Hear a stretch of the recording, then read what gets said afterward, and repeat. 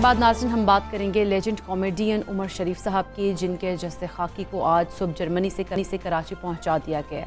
उमर शरीफ की बेवा भी मैयत के साथ पाकिस्तान आई हैं और मरहूम अदाकार के बेटे जवाद उमर का कहना है कि नमाज जनाजा जो है वो दोपहर 3 बजे उमर शरीफ पार्क में ही अदा की जाएगी। बिल्कुल ऐसे ही है। लेजेंड अदाकार के घर की बात करें तो ताज़ियत करने वालों का तांता बंधा हुआ है। जिस वक्त जस्ते खाकी पहुंचा और आप ये मनाज़िर भी देख सकते हैं कि फूलों की पत्तियां जो हैं वो काफ़िले के रास्ते में निछावर की जाती रहीं और बड़ी एक मतलब कहा जाए कि हर आंख जो थी वो अश्कबार थी और तमाम लोग ये भी बातचीत वहाँ पर कर रहे थे कि वो बहुत खिदमात हैं उमर शरीफ साहब पाकिस्तान के लिए। पाकिस्तान का जो सॉफ्ट इमेज की जब हम बात कर रहे होते हैं दुनिया भर में उजागर करने में ये हमारे फ़नकार बहुत बड़ा किरदार अदा कर रहे होते हैं और उमर शरीफ साहब ने तमाम उम्र ये किरदार अदा किया। अच्छा हमजा, जिस तरह से हम देख रहे थे जब ये उनका जैसे खाकी लेके आया जा रहा था, पाकिस्तानी परचम में लिपटा हुआ था और हर कोई अश्कबार था, गमज़दा था, अफसुर्दा था कि एक लेजेंड जो है वो उनका जो एक दौरानिया था वो ख़त्म हो गया और वो इस दुनिया से रुखसत हो गए। लेकिन उनका काम, उनकी जो यादें हैं वो हमेशा याद तो रखी जाएंगी और हमेशा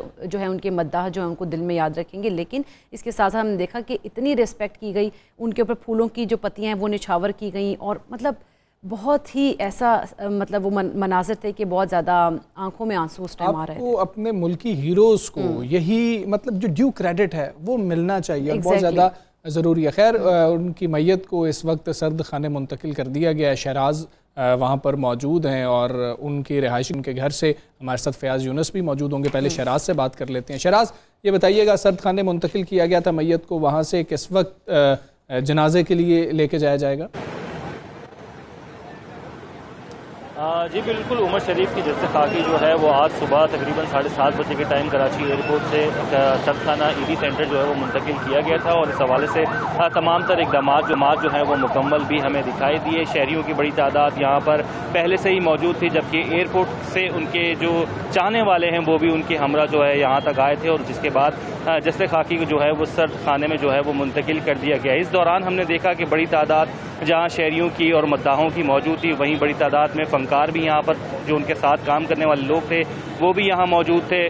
बहुत ही अकीदत और एहतराम से जो है उनका यहाँ पर इस्तकबाल किया गया उनकी जस्ते खाकी का और फूलों की पत्तियाँ जो है उस पर निछावर की गई। उनकी जो जस्ते खाकी है उसे कौमी परचम में जो है वो लपेटा गया और लपेटा हुआ था और ये सब मनाजिर जो है हमने देखे। उनके साथ उनकी जो बेटे हैं वो मौजूद थे, उनकी जो अहलिया थी वो मौजूद थी। इसके अलावा हमने देखा कि सूबाई वज़ीर इत्तलात सईद गनी भी जो है वो एयरपोर्ट पहुँचे थे, जहाँ उन्होंने उनकी बॉडी रिसीव की और उसके बाद मुकम्मल प्रोटोकॉल के साथ जो है उन्हें यहाँ पर सर्द खाने मुंतकिल किया गया। बताया ये जा रहा है कि तकरीबन 11 से 11:30 के दरमियान जो है उनकी जो जस्ते खाकी है वो यहाँ से उनकी रिहाइश गाह मुंतकिल किया जाएगा, जहाँ आखिरी रसूमात अदा की जाएंगी। जिसके बाद उनकी जो नमाज जनाजा है वो उमर शरीफ पार्क में अदा की जाएगी और उसके बाद जो है उनको अब्दुल्ला शाह गाजी के अहाते में जो मज़ार है, मज़ार के अहाते में जो कब्रिस्तान है वहाँ उनकी तदफीन की जाएगी। इस हवाले से तमाम तर इकदाम जो है वो बताए जा रहे हैं कि मुकम्मल कर लिए गए हैं। ताहम अब भी जो है हम देख रहे हैं कि शहरियों की बड़ी तादाद या उनके साथ काम करने वाले जो लोग हैं वो सर्द खानों का रुख कर रहे हैं, उनके घरों पर जा रहे हैं, ताज़ियत कर रहे हैं और उनके लिए खुसूसी दुआएं भी कर रहे हैं। जी बिल्कुल, शहराज हमारे साथ ही मौजूद रहिएगा। हम रुख करेंगे फयाज़ यूनुस का। फयाज़, आप बताइएगा उमर शरीफ साहब की रिहाइशगाह के बाहर क्या मनासिर देख रहे हैं? उनके चाहने वाले जो हैं, उनके मद्दाह कितनी बड़ी तादाद में वहाँ पहुँच रहे हैं? ख़ास तौर पर अगर बात करें फ़नकार बरादरी की, अदाकार बरादरी की, तो कितनी बड़ी तादाद में वो लोग भी पहुँच रहे हैं?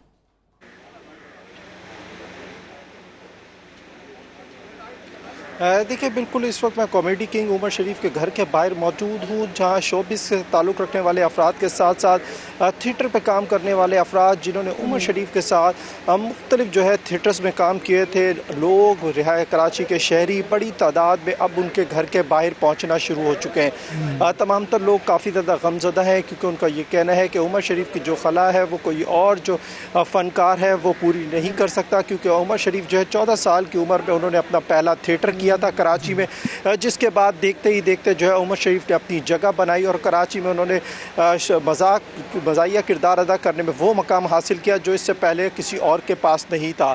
यहाँ पर लोगों से भी हमारी बात हुई है तो उनका ये कहना है कि वो सुबह उनका दीदार करने के लिए आए थे, अब वो घर वापस जाएंगे और नमाज जनाजा में शिरकत करने के लिए वो जो है उमर शरीफ पार्क क्लिफ्टन में जो है 1 बजे पहुँच जाएंगे, क्योंकि कहा जा रहा है कि कराची भर से लोग बड़ी तादाद में जो है क्लिफ्टन में जो उमर शरीफ के नाम से जो पार्क बनाया जगह है वहाँ पर पहुँचेंगे। पुलिस की जानिब से भी हम देख रहे हैं कि सुबह से इंतजाम शुरू कर दिए गए हैं। उमर शरीफ के घर के बाहर हम देख रहे हैं कि काफ़ी ज़्यादा रश लगता जा रहा है, लोग आ रहे हैं और उनकी यही कोशिश है कि उनके अहले खाना और उनके बच्चों के साथ ताज़ियत कर सकें। लेकिन उनके जो दोनों बेटे हैं और उनकी जो अहलिया घर के अंदर मौजूद हैं, जबकि जो दोनों बेटे हैं वो उनके जस्ते खाकी के साथ इस वक्त भी ईदी सरदखाने के अंदर मौजूद हैं और वो 11:30 बजे के करीब जो है जस्ते खाकी के साथ उनके घर पर आएंगे और उसके बाद उनका आखिरी दीदार जो उनके घर के बाहर गुलशन इकबाल में किया जाएगा।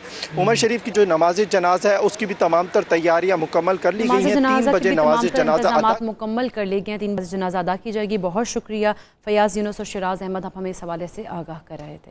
और मतलब आप सब जानते हैं कि तवील अलालत के बाद अमेरिका मुंतकिल किया जाना था, अमेरिका एयर एम्बुलेंस के थ्रू लेके जाया जा रहा था उमर शरीफ साहब को, लेकिन तबीयत ख़राब हुई। जर्मनी में जो है एम्बुलेंस को लैंड करना पड़ा, वहाँ पर उनको अस्पताल दाखिल करवाया गया और आखिरी सांसें उन्होंने जर्मनी के अस्पताल में ही ली हैं और अब उनका जस्ते खाकी पाकिस्तान पहुँच गया है। और हम यही अल्लाह ताला से दुआ करेंगे, पहले हम दुआ कर रहे थे कि अल्लाह उनको सेहतयाबी वाली ज़िंदगी अता करे, अब हम अल्लाह ताला से ये दुआ करेंगे अल्लाह ताला उनको करवट करवट जन्नत नसीब फरमाए। बिल्कुल, और उनके अहले खाना जो है, उनके जो पीछे जितने भी लोग रह गए हैं उनको सब्र जमील अता फरमाए।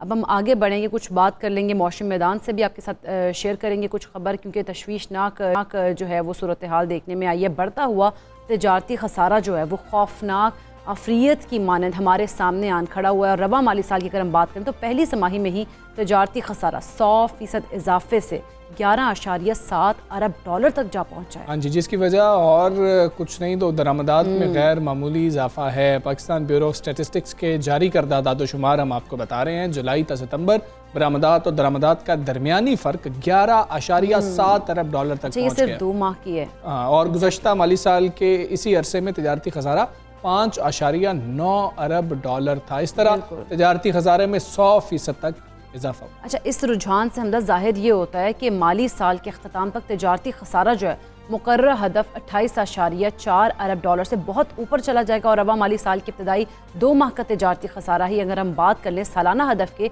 41% जो है 41% से जायद है। हाँ जी, और तजारती खसारा बढ़ने से करंट अकाउंट खसारे में इजाफा होगा, जिसको मौजूदा हुकूमत मईशत के लिए जहर कातिल करार देती रही है। और तजारती खसारा बढ़ने से बिल आखिर महंगाई और बेरोज़गारी पहले से भी ज़्यादा बढ़ जाएगी। अच्छा, जो हुकूमत और आवाम के लिए कहा जा रहा है कि दोनों के लिए बड़ा एक इम्तिहान होगा। अब हम इसी सारी सूरत पे बात करेंगे। Member economic advisory council Abid Qayyum Sulehri साहब हमारे साथ मौजूद हैं। अस्सलाम वालेकुम, गुड मॉर्निंग सुलहरी साहब।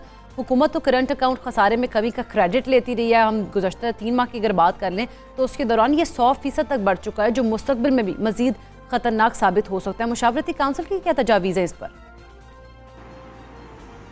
देखिए, पिछले साल जो करंट अकाउंट डेफिसिट में कमी थी उसकी 2-3 बुनियादी वजूहात थी। और एक इम्पॉर्टेंट बुनियादी वजह ये थी कि दरामदात जो थी वो तलब ना होने की वजह से बहुत कम थी। जो कोरोना वैक्सीन है उसकी परचेज़ भी पिछले साल इतनी ज़्यादा नहीं थी। और ओवरऑल भी जो दरामदात हैं पाकिस्तान में वो मुआशी सरगर्मियाँ थोड़ी सी स्लो होने की वजह से कम थी। जैसे कि पूरी दुनिया में जो है वो एक earlier then expected economic recovery हुई, उसी तरीके से पाकिस्तान में भी हुई। और जब पाकिस्तान में हुई और पाकिस्तान में हमने देखा कि जो मुआशी तरक्की की शरह थी वो भी हमारी तवक्कुआत से बहुत बढ़ के हुई। कहाँ पे ADB और वर्ल्ड बैंक जो थे 1.5 और 2% फोरकास्ट कर रहे थे, हम 3.9 को टच कर गए, ऑलमोस्ट डबल। तो जब पाकिस्तान में तरक्की डबल होती है तो इसका मतलब होता है कि मांग जो है चीज़ों की वो बढ़ जाती है। और जब मांग बढ़ती है तो फिर दरामदात में इजाफा होता है। बरामदात चूँकि कम है और जब बरामदात कम होंगी, दरामदात ज़्यादा होंगी तो करंट अकाउंट डेफिसिट का उसका नतीजा निकलेगा। अभी भी अगर हम पहले 3 माह को देखें इस माली साल के, तो ऑलरेडी जो खसारा है, जो तजारती खसारा है, वो तकरीबन 11 अरब डॉलर को छू रहा है। हर महीने तकरीबन हमारी 6.5 अरब डॉलर की इंपोर्ट्स हैं, तकरीबन 2.5 अरब डॉलर की एक्सपोर्ट्स हैं। तो जब वो गैप होगा तो जाहिर है। ठीक है सुलैरी साहब, आइएगा, एक्सपोर्ट्स को हुकूमत कोट कर रही है, वो फिगर्स बेहतर हैं, ठीक है, लेकिन इंपोर्ट्स के बारे में बात क्यों नहीं हो रही है? वो दोगुना बढ़ रही हैं। इससे में कमी ना आने की बड़ी वजह क्या है, बल्कि इजाफा होने की वजह क्या, और इससे नुकसानात क्या होंगे मईशत को? अब आपकी इक्तिसादी तरक्की होती है, जब भी पाकिस्तान जो है वो 4-4.5% की शरह से ज़्यादा तरक्की करता है तो एक इंपोर्ट में इजाफा जो डिमांड है उसमें इजाफा होता है। क्योंकि हमारा इंडस्ट्रियल बेस लो है तो अक्सर चीज़ें जो चाहिए होती हैं उस तरक्की को के नतीजे में वो बाहर से इंपोर्ट हो रही होती हैं, भले वो आपकी टिन फूड पैकेज फूड है या वो इंडस्ट्रियल रॉ मटेरियल है, तो सारी चीज़ें बाहर से आ रही होती हैं।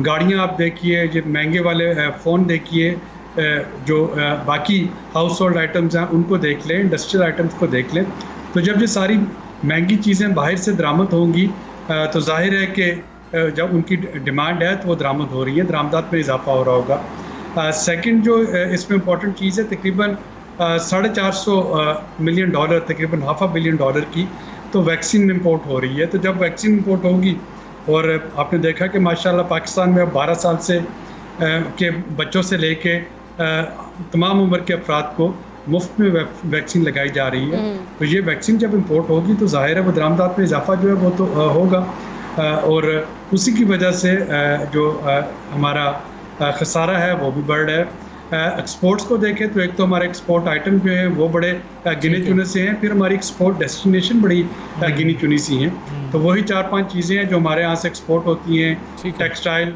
गारमेंट्स हैं, लेदर गुड्स हैं, राइस है, ऑरेंजेस हैं, मैंगोज़ हैं, तो इसके अलावा तो कोई चीज़ जो है ख़ास वो आपकी इंपोर्ट नहीं होती है, वही चंद। लेकिन सुलेमान के बावजूद ये दलील देना दुरुस्त है कि कोरोना में बेहतरी के बाद सप्लाई चेन के मसाइल, डिमांड बढ़ने से दुनिया की बड़ी मईशतें जो हैं वो भी खसारे का शिकार रही हैं, तो आलमी हालात के पेश नज़र हुकूमतों के इक़दाम की ज़रूरत है।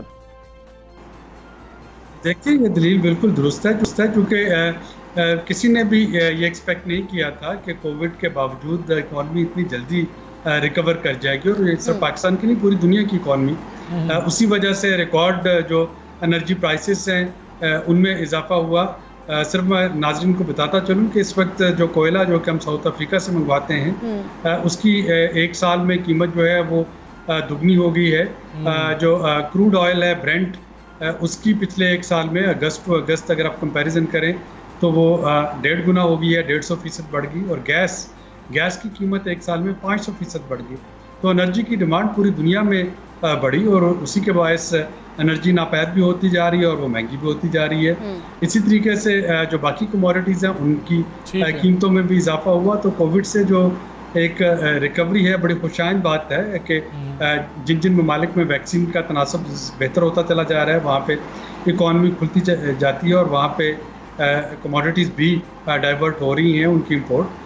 लेकिन पाकिस्तान जैसे ममालिक यहाँ पे के अल्लाह का फजल है कि कोरोना उस तरीके से हिट नहीं किया। बिल्कुल ठीक है, शुक्रिया आपका। सुबह सवेरे पाकिस्तान से आप बात कर रहे थे और हम करंट अकाउंट खसारे के हवाले से उनसे गुफ्तगू कर रहे थे। आपने मुलाहिज़ा की, आगे बढ़ेंगे और बात करेंगे मोटिवेशन की, बात करेंगे असल हीरोज़ की, बात करेंगे ऐसे लोगों की कि जो मुश्किलात से घबराते नहीं हैं बल्कि उन मुश्किलात से गुजरते हुए कामयाबी हासिल करते हैं। बिल्कुल, अगर इंसान हम देखें ना कि आगे बढ़ने की इंसान में लगन हो तो मुश्किलात जो हैं वो फिर वो उसको लिए मैटर ही नहीं करती हैं। जिनके हौसले बुलंद हों, अज़म जवां हों, रास्ते उन्हें खुद मंजिल का पता देते हैं। हम बात करें 29 साल अफ़गान मुहाजिर डॉक्टर सलीमा रहमान की, वो भी ऐसी ही बाहिम्मत लोगों में से एक हैं जिनको पाकिस्तान में पहली अफ़गान मुहाजिर ख़ातून डॉक्टर भी करार दिया जा रहा है। मगर बात इतनी सी नहीं है हमज़ा, उनको इस साल अक़वाम मुत्तहिदा के इदारा बराए पनाह गुज़ीन ने अफ़गान मुहाजिरीन और मकामी लोगों की गैर मामूली मदद करने पर एशिया में नैन्सन रेफ्यूजी अवार्ड से भी नवाजा। क्या बात है, डॉक्टर सलीमा को ये अवार्ड कोरोना की वबा के दौरान होली फैमिली अस्पताल रावलपिंडी और अफ़गान मुहाजिरीन के लिए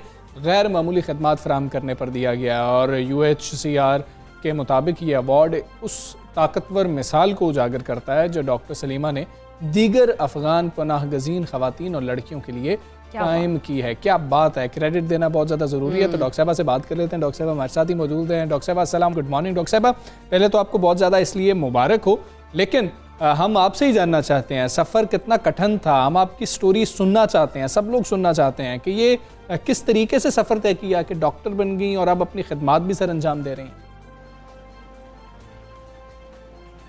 जी अस्सलाम वालेकुम।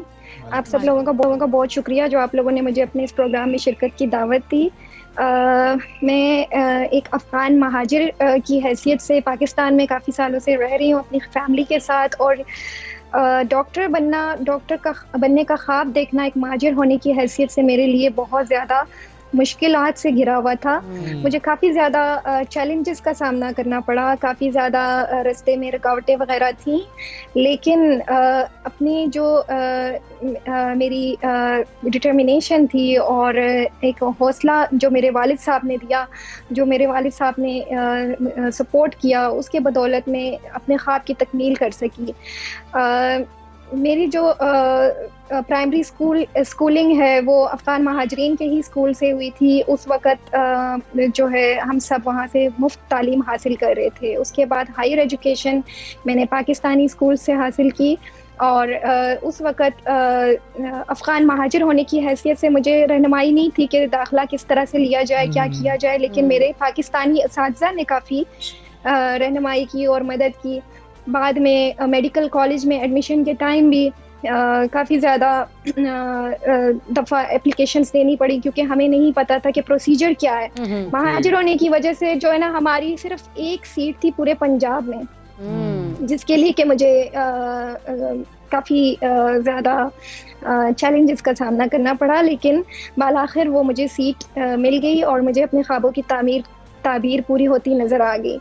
साथ ही कम्युनिटी की तरफ से भी थोड़े बैरियर्स का सामना करना पड़ा क्योंकि हमारी तरफ लड़कियों को नहीं पढ़ाया जाता। जी, हमारी तरफ लड़कियों को नहीं पढ़ाया जाता, उनको घरों से भी निकलने की इजाज़त नहीं होती और महाजिर होने की वजह से तो बिल्कुल ही मतलब रिस्ट्रिक्शंस ज़्यादा हैं। तो इसलिए मैं अपनी कम्युनिटी की सबसे पहली लड़की हूँ जो कि डॉक्टर बनी हूँ और इस तरह से आगे आई हूँ। ज़बरदस्त, माशाल्लाह। आपके जो हौसले थे वो इतने बुलंद थे कि आपको कामयाबी भी मिली है और वाकई में बड़ा मुश्किल था कि एक मुहाजिर मतलब लड़की, और पहली आप लड़की हैं जो कि डॉक्टर बनी है इस तरह से मुहाजिर। लेकिन अगर हम बात करें, जैसे आपको UNHCR की जानिब से अवार्ड भी मिला है, बड़े एजाज़ की बात है।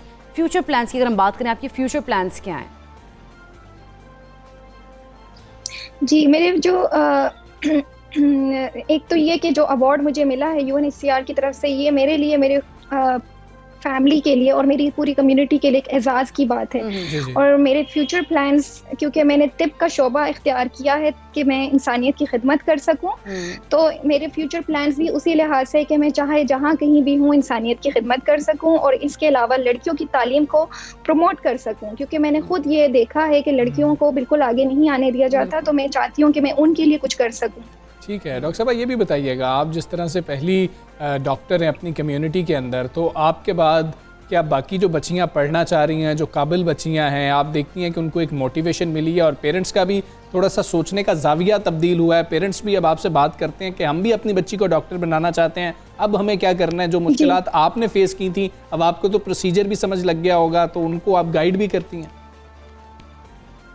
जी जी, ये आपकी बात बिल्कुल सही है, क्योंकि मैं सबसे पहली थी, मेरे लिए तो कोई रहनुमाई नहीं थी, लेकिन अब जो लड़कियां मुझे देख के इंस्पायर होती हैं, जो कि आगे आना चाहती हैं, क्योंकि अब मैंने एक चीज़ प्रैक्टिकली करके दिखा दिया है। मेरी कम्युनिटी वालों की सोच भी इस सिलसिले में थोड़ी चेंज हो गई है कि वाकई एक लड़की जो है वो कुछ कर सकती है, डॉक्टर बन के या फिर टीचर बन के, या जो भी वो बनना चाहती हैं, अपने लोगों की खिदमत कर सकती हैं। तो फिर वो इस सिलसिले में मेरी रहनुमाई लेने, मुझसे गाइडेंस लेने लड़कियां आती हैं, उनके वालिदैन भी रुजू करते हैं, और ये मेरे लिए एक फ़ख्र की बात है, मेरे वालिदैन के लिए एक फ़ख्र की बात है कि हम उनकी हेल्प कर पा रहे हैं। अच्छा डॉक्टर साहब, कैसा फील कर रही होती हैं आप जब आप जिस तरह से पाकिस्तान में आई? पाकिस्तान में आपको पहले तो बताइए कि माहौल कैसा मिला, यहाँ के लोग कैसे थे, किस तरह से उन्होंने आपके साथ मतलब बातचीत की, आप लोगों आपकी हेल्प भी की? बिल्कुल। और दूसरा ये कि आपने कैसा फील किया जब आप इंसानियत की खिदमत कर रही होती हैं?